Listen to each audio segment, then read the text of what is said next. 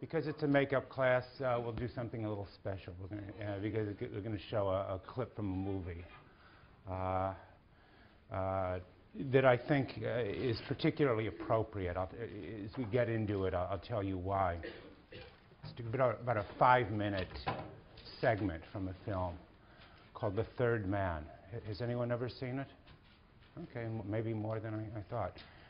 Just to set up this scene for those of you who have seen it and more for those of you who haven't. This is a film that was made in 1948 called The Third Man from a Graham Greene short story.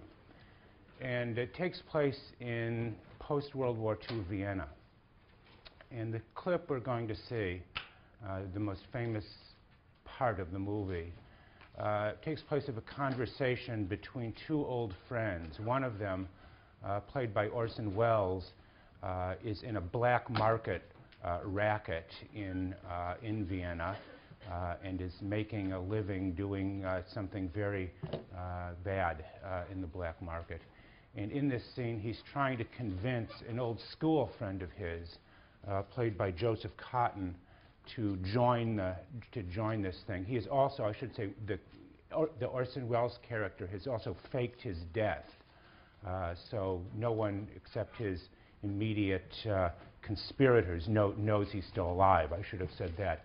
He's faked his death, and here he has a scene with his old school friend, played by Joseph Cotten, and he's trying to convince him to come into his black market racket. So here comes The Third Man. Good scene, and it's good because I think it conveys something of the flavor of Machiavelli's thought. In Italy for 30 years under the Borgias, this is Machiavelli's time, bloodshed, murder, and Leonardo da Vinci in the Renaissance, under Switzerland for 500 years, peace and democracy.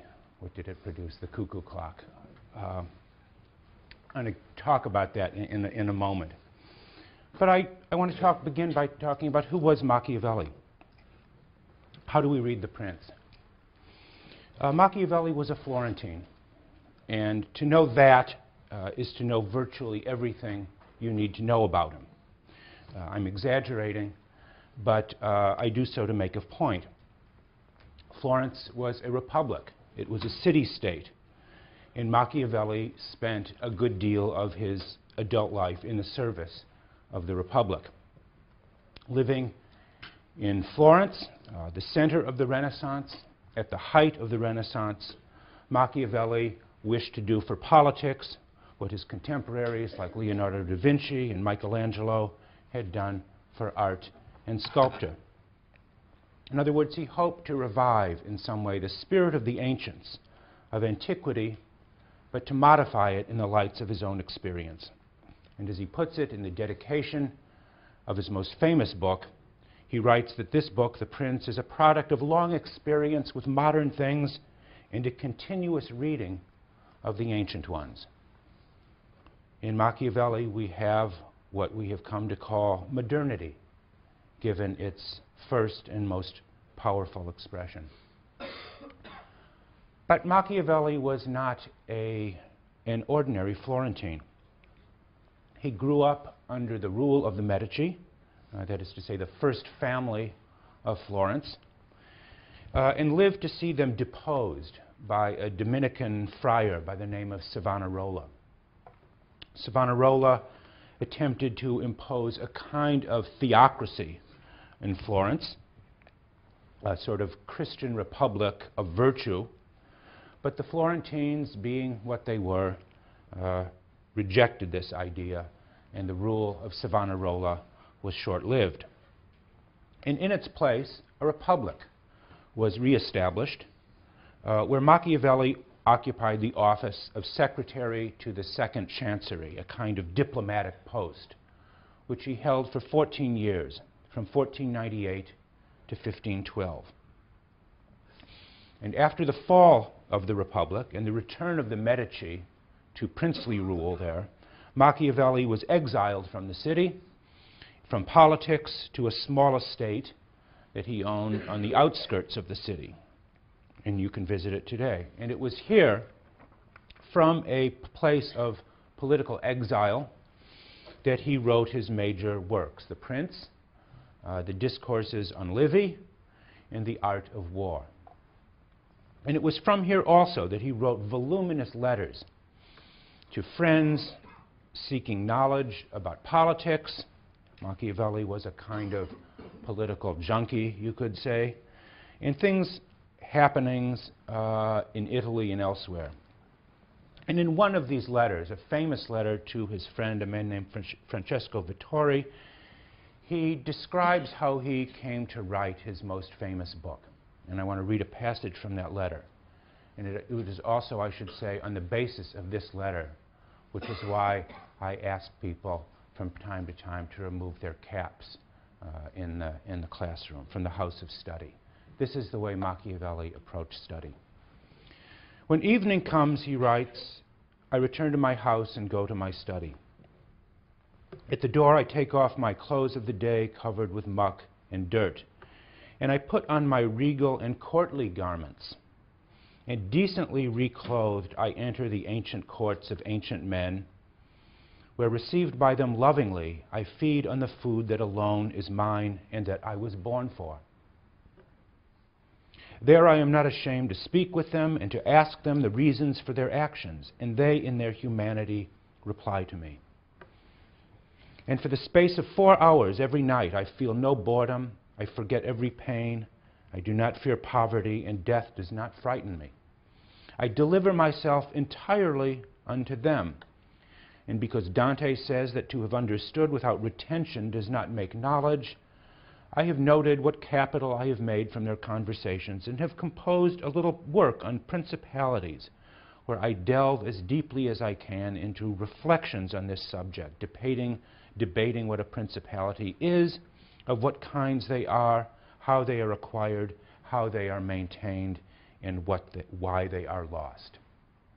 So there Machiavelli gives us a sense of the seriousness with which he approached his subject, how he studied, and what it was he came to write. Let me just say from the beginning, The Prince is a deceptive book. What else would we expect from the name of a man that has become synonymous with deception? It is a work, The Prince, that everybody has heard of, perhaps has some preconception about.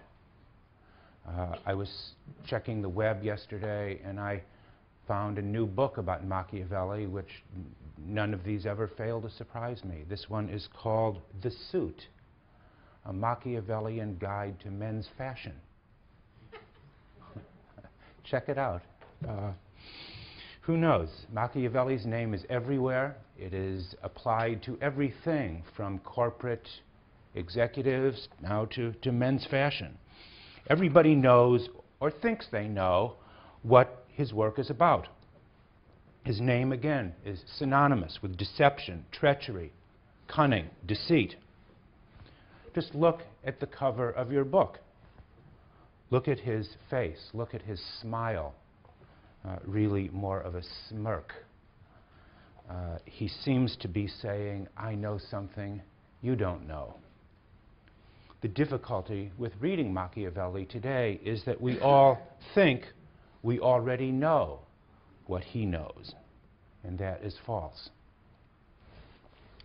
Machiavelli was a revolutionary. In the preface to his largest book, The Discourses on Livy, he compares himself to Christopher Columbus for his discovery of what he calls new modes and orders.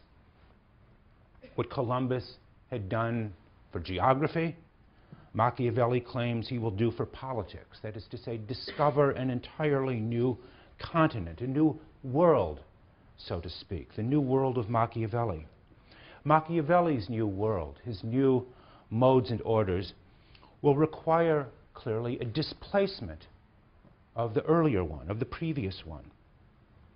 When Machiavelli wrote, of course, the dominant form of political organization was the empire, or to speak more precisely, the Christian empire.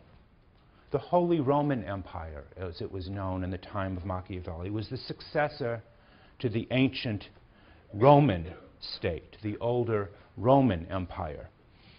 Both of these empires had aspired to a kind of universality. And this universality was given expression in Dante's famous treatise, De Monarchia, of monarchy, that set out a model for a universal Christian state based on the unity and oneness of the human race under a Christian ruler. Machiavelli rejected this idea of the empire and harked back instead to the model of Republican Rome. And there is much in his writing that recalls the sort of extraordinary virtues and capacities of the citizens of the ancient Republican city-state. But you might say, just as Machiavelli broke with the dominant model of Christian universalism, so too did he reject the ancient model of the small, autonomous Republican state. He makes this clear in a famous passage at the beginning of chapter 15 of The Prince, and I just want to read that passage as well. Here Machiavelli says, "I depart from the orders of others. I depart from their modes," he says. "But since it is my intent to write something useful to whoever understands it, it has appeared to me more fitting to go directly to the effectual truth of things than to the imagination of it. And many have imagined," one thinks here of Plato perhaps, but also to Christianity, "many have imagined republics and principalities that have never been seen or known to exist in truth. For it is far from how one lives to how one should live, that he who lets go of what is done for what should be done learns his ruin rather than his preservation." In other words, no Platonic cities in speech, no Augustinian cities of God. We will only look, he says, to the effectual truth of things, the effectual truth of the matter, not the imagination of it or the utopia of it. That passage is often taken to be the beginning of chapter 15, the essence of Machiavellian realism, a kind of realpolitik, as it were, his appeal from the ought to the is, to take one's bearings again from the effectual truth of things. This seems to be in many ways the essence of his teaching.